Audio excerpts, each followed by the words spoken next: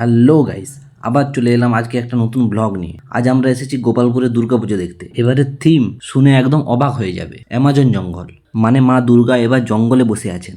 ভাবতে পারছো? তাহলে চলো জঙ্গল সাফারি শুরু করা যাক। ভেতরে ঢোকার আগেই প্রচুর ভিড়, সবাই একেবারে ঠেলাঠেলি করে ঢুক। কিন্তু এরকম সুন্দর প্যান্ডেল মিস করার কোনো উপায় আছে? ঢুকেই সামনে এক অদ্ভুত প্রাণী। এটা সিংহ না হরিণ না কুকুর, কিছুই বুঝলাম না। আমি তো ভয় পেয়ে ভাবছিলাম মশা বড় হয়ে গেলে বোধহয় এরকমই দেখায়।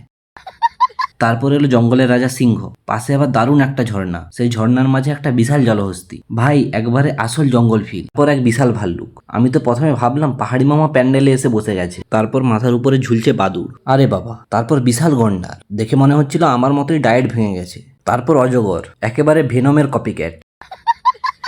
আমি তো ভাবছিলাম এরা আবার কবে গোপালপুরে এসে হলিউড ফিল্ম বানালো। তারপর বানরদের দল, তারপর এক পাশে বাঘ আর এক পাশে সিংহ। এই দুটোকে দেখে কি মনে হচ্ছে এটা বাঘ আর ওটা সিংহ? বাঘের মুখ দেখলে বাচ্চা ছানাও হেসে ফেলবে। এটা বাঘ, কোন অ্যাঙ্গেল থেকে এটা বাঘ মনে হচ্ছে?